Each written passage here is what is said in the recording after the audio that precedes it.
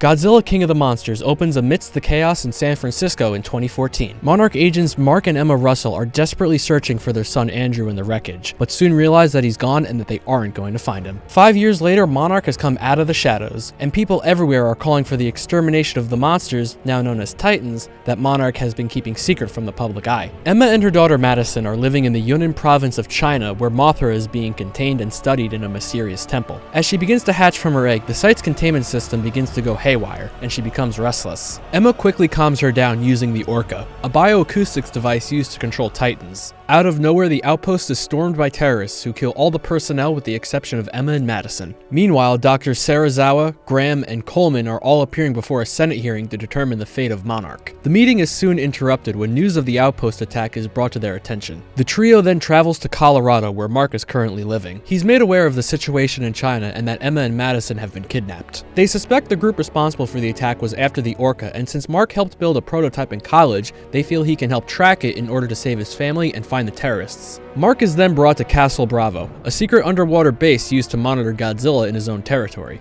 In the briefing room, it is revealed that the man who led the attack is a former British Army colonel turned eco-terrorist named Alan Jonah, who's dedicated his life to restoring the world's natural order. A plan is set up to send a team to the outpost to intercept the terrorists, but Mark claims it's a waste of time, stating that Jonah wants them to go after Mothra as a diversion so he and his group can use the Orca to go after something bigger. Mark's speculations turn out to be true, as Jonah and his mercenaries have taken over Outpost 32 in Antarctica and begin prepping charges to awaken a massive three-headed titan dubbed Monster Zero. Back at Castle Bravo, Godzilla is detected moving unusually close to the base. Monarch agents quickly man the base's defense systems, but Mark demands that they stand down in order to show Godzilla that they are not a threat. Godzilla swims away from the area, and Mark believes his unusual behavior is due to him searching for something, possibly the Orca. A course projection is run and has Godzilla landing at Outpost 32, so Monarch follows him in their command ship, the Argo. On board, Dr. Graham explains that Monster Zero is a more recent discovery on which they have very limited data. The only thing that seems to be certain is that it was another apex predator that rivaled Godzilla. Dr. Stanton interrupts with news that Godzilla has dropped off the radar. He's certain that it's evidence of the Hollow Earth, a series of massive underground tunnels and spaces hypothesized by Dr. Brooks in Kong Skull Island, and Stanton believes that Godzilla is using these passageways to get from place to place faster. Monarch arrives at the outpost, and a task force known as G-Team storms in as the others stay behind and view the operation via the soldiers' body cam footage. The eco-terrorists ambush G-Team and a firefight ensues. Mark sees Emma and Madison on the video feed and storms into the base after them. He confronts the two, begging them to leave with him, but to his surprise, they refuse. Emma picks up the detonator, setting off the charges, releasing Monster Zero and escaping with Jonah and his mercenaries. Mark and G-Team barely manage to escape as Monster Zero emerges from the ice. Godzilla then shows up and the two titans begin to battle. Godzilla attempts to blast Monster Zero with his atomic breath, but he dodges it and hits Godzilla with his gravity beam attack, knocking him into a cavern down below. Caught up in the chaos, things really aren't going well for G-Team, as their Osprey is disabled and Dr. Graham is eaten by Monster Zero. But the Argo and a fleet of fighter jets soon comes to the rescue and opens fire on Monster Zero. Godzilla soon returns, but Monster Zero begins to fly away before the battle can continue. Back on board the Argo, everyone is shocked by what just happened and speculate that Emma is attempting to start a mass awakening. Godzilla is being tracked and is projected to be following Jonah's team to Isla de Mara, Mexico, and Monarch concludes that Emma plans on awakening the titan living inside the island's volcano. The Argo receives a video transmission from Emma, who begins to explain her actions. She tells how constant disregard for the environment will result in the mass extinction of humanity, and that the titans are the only way to prevent this from happening, being as they're part of the Earth's natural defense system. She claims that there's no point in trying to stop her and suggests that they take refuge in one of the many bunkers Monarch has set up around the world in the event of an apocalypse. As she signs off, it's discovered that she isn't in Isla de Mara after all, and unbeknownst to Monarch is broadcasting from a bunker outside of Boston. While evacuations on the island are underway, the Orca is broadcasted and the titan known as Rodan emerges from the volcano and begins to wreak havoc. Rodan begins to pursue the Argo and soon collides mid-air with Monster Zero, and the two have a brief battle. The Argo is contacted by Admiral Stentz, who informs them that the military has launched a new weapon designed specifically for killing titans called the Oxygen Destroyer. After making short work of Rodan, Monster Zero turns his attention to the humans, only to be tackled and dragged underwater by Godzilla. Godzilla rips off Monster Zero's left head as the Oxygen Destroyer quickly closes in. The weapon hits the two monsters and for a brief moment appears to have killed them both, but all of a sudden, Monster Zero flies out of the water and back to Isla de Mara. Godzilla's vital signs are shown to be dropping drastically until all signs of him disappear and he is presumed dead. Monster Zero lands on top of the volcano and his missing head begins to grow back. He then lets out a roar, serving as an alpha call to all of the world's titans, who one by one begin to break out of containment. Emma and Jonah are watching everything go on and realize that Monster Zero is now in control, and Madison, now having a change of heart, tells Emma she's a monster.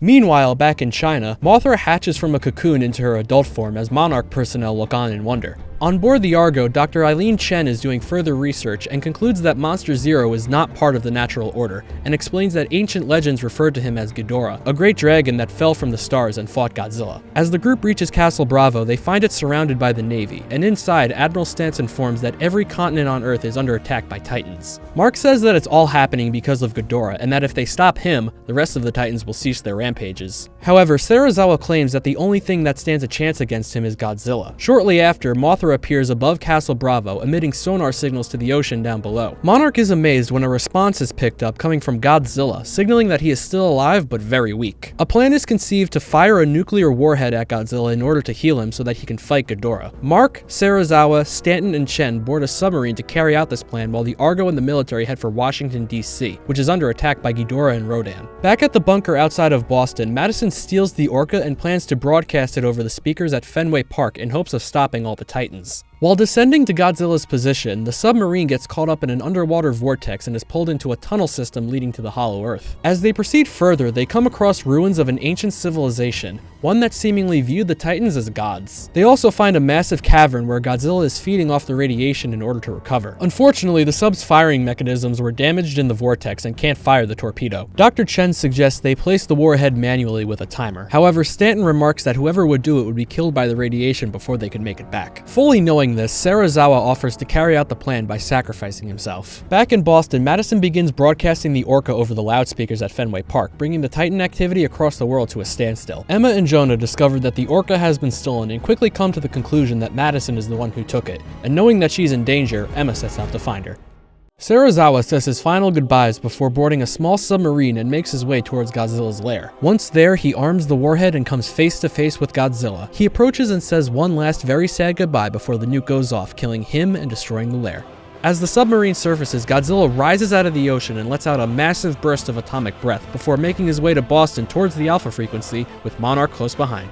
As a massive storm begins to form around Boston, Ghidorah shows up and realizes that the Alpha frequency is coming from Madison and begins to destroy the stadium. Face to face with Ghidorah, Madison throws the Orca at him and he crushes it under his foot before getting ready to blast her with his gravity beams. But before he's able to, Godzilla enters the city, accompanied by the Argo and a massive squadron of helicopters and fighter jets. Stanton gets readings that Godzilla's radiation levels are climbing and that he'll go thermonuclear in a matter of 12 minutes. G-Team lands at Fenway but are unable to find Madison. They do, however, find the Orca badly damaged. But before they can escape, Ghidorah steps on their Osprey, destroying it. As Godzilla and Ghidorah fight, Mothra shows up to aid Godzilla but is intercepted by Rodan, and the two do battle in the sky. As the monsters fight amongst themselves, Emma arrives to save Mark and the remainder of G-Team. The two get into an argument about losing Madison and quickly realize that she must have run away to their house where the family used to live. As they arrive, they find it destroyed, but luckily Madison is okay and the family rejoices. Meanwhile, as the four Titans fight, Mothra uses her stinger to stab Rodan in the shoulder, immobilizing him. Things aren't going so well for Godzilla though, as Ghidorah picks him up and flies him high into the atmosphere before dropping him back down to Earth. With Godzilla weak, Mothra uses up the last of her strength to sacrifice herself and transmit her energy in order to revive him. Mark and Emma begin to fix the Orca so they can lure Ghidorah away from Godzilla and buy him some time. As they get it working, an Osprey lands and everybody gets on except for Emma. She realizes that they won't be able to get away with the Orca on board, so she decides to drive away with it so the others can get away safely. Ghidorah quickly catches up with Emma and looms over her. As she utters out, "Long live the king," Godzilla comes back, glowing orange and loaded with radiation. Godzilla emits a nuclear pulse, and as Ghidorah tries desperately to fight back, Godzilla stomps on his chest, and the energy within him causes a massive explosion,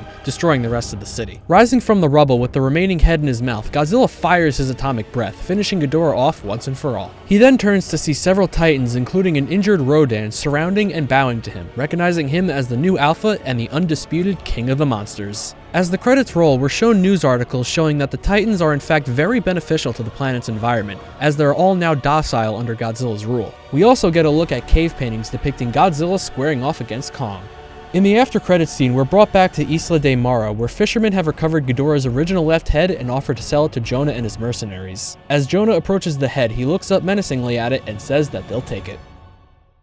5 years after the events of Godzilla King of the Monsters, Skull Island has become incredibly unstable, having been taken over by the massive storm system that once surrounded it. In an effort to contain Kong, a massive dome has been constructed around him and is under constant observation by Monarch Dr. Eileen Andrews and her adopted daughter Gia, an orphaned Iwi girl whom Kong has formed a bond with. Kong, however, doesn't like to be on involuntary house arrest and is growing more irritable day by day, with one Monarch agent suggesting relocation. However, Dr. Andrews states that if Kong leaves the island, Godzilla will come for him, as Kong is also an Alpha Titan. We're then introduced to Bernie Hayes, a podcaster who for the past 5 years has been working as an engineer at Apex Cybernetics in Pensacola, Florida. Bernie believes that Apex is hiding something and that their mission to save humanity in a world of Titans is just a facade to cover up a vast corporate conspiracy. His suspicions grow stronger after he finds mysterious files on a coworker's computer. Subsequently, Godzilla rises and begins attacking the facility, seemingly unprovoked. Bernie takes advantage of the panic to sneak into a restricted area where he catches a glimpse of what appears to be a robotic eye, as Godzilla destroys the rest of the facility. After the attack, Godzilla is no longer viewed as a savior to humanity, and Apex CEO Walter Simmons recruits the help of ex-Monarch geologist Nathan Lind to find an energy source detected in the Hollow Earth. Simmons believes that if they can harness this energy source's power, they can make a weapon powerful enough to defeat Godzilla, and with Nathan's extensive knowledge of the Hollow Earth and the theory that it's the birthplace of all Titans, they can find it. However, Nathan claims that entry into the Hollow Earth is impossible, especially after a failed attempt by Monarch, an attempt that claimed the life of his brother due to the intense gravitational inversion upon entry. Simmons reveals that Apex has a solution to this, the Hollow Earth Aviation Vehicle, or HEAV, a craft that can withstand the gravitational inversion.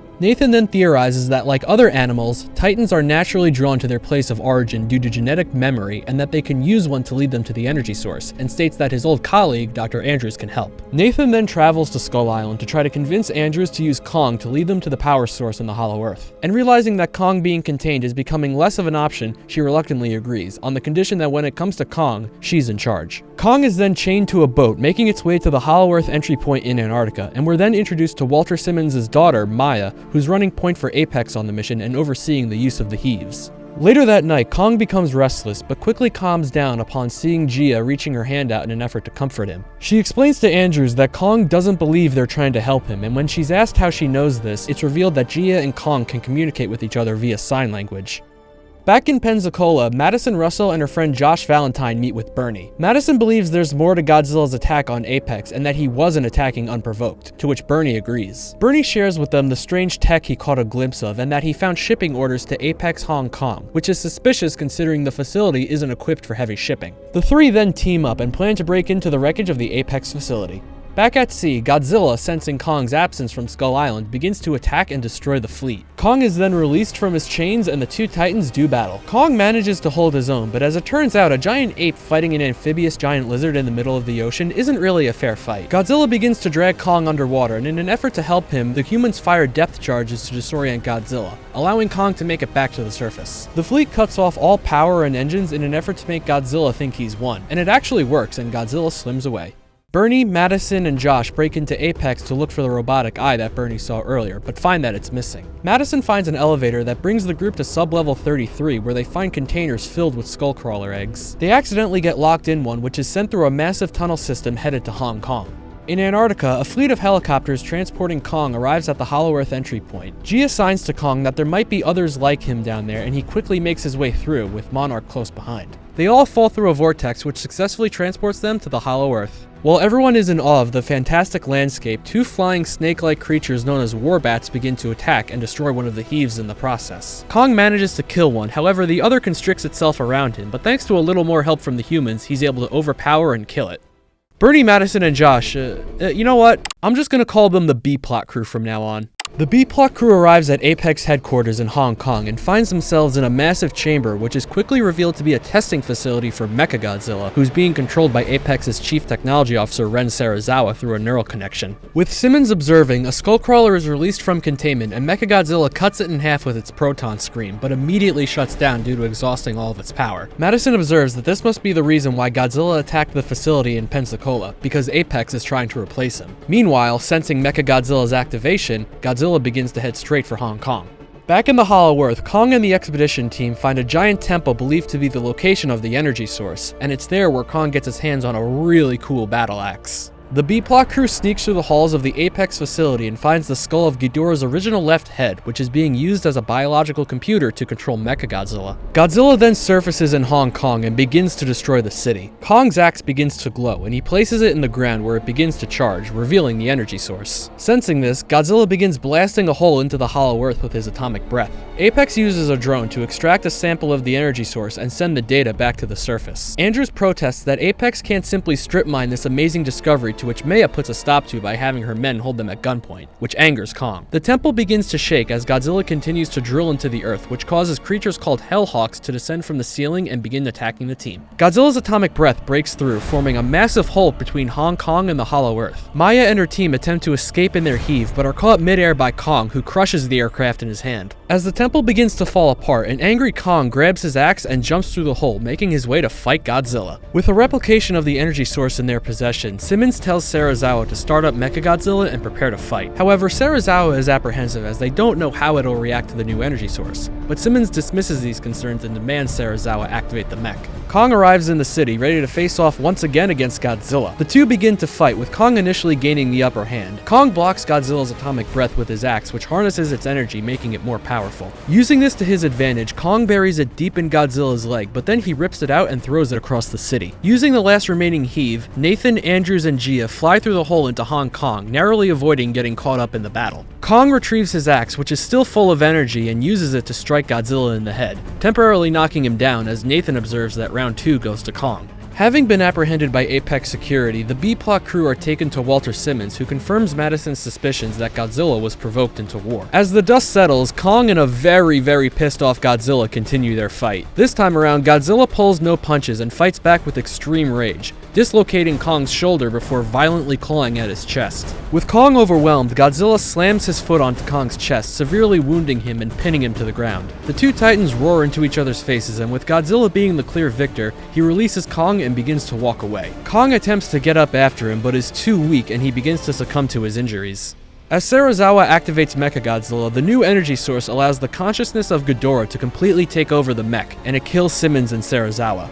Mechagodzilla breaks free from the facility and immediately starts wreaking havoc and fighting with Godzilla. With Kong still down and his heart stopping, Nathan remembers Maya telling him the heaves produce enough charge to power Las Vegas for a week, and he uses it as a giant defibrillator to successfully revive Kong. Gia tells Kong that Mechagodzilla is the real enemy and that he must help Godzilla, who is badly losing the fight. Taking a page straight out of Lethal Weapon 2, Kong fixes his shoulder and teams up with Godzilla. Kong retrieves his axe, but since it's lost its charge, it helps very little and he quickly gets overpowered by Mechagodzilla. Back at Apex HQ, the B-plot crew is trying to shut down Mechagodzilla, but to no avail. Believing they've lost, Bernie takes out his flask for one last drink. This prompts Josh to pour it all over the control board, which surprisingly works, causing Mechagodzilla to briefly shut down. Seeing an opportunity, Godzilla fires his atomic breath into the axe to charge it. With the axe now at full power, Kong cuts off Mechagodzilla's arms and legs before slamming the axe into the giant mech's neck and ripping its head off. When the battle is finally over, Godzilla and Kong face off once more, but this time a truce is declared and Godzilla swims out to sea. The movie ends at a Monarch outpost set up in the Hollow Earth to monitor Kong. He signs to Gia and then swings to a nearby cliff, pounding his chest, having finally found a new home.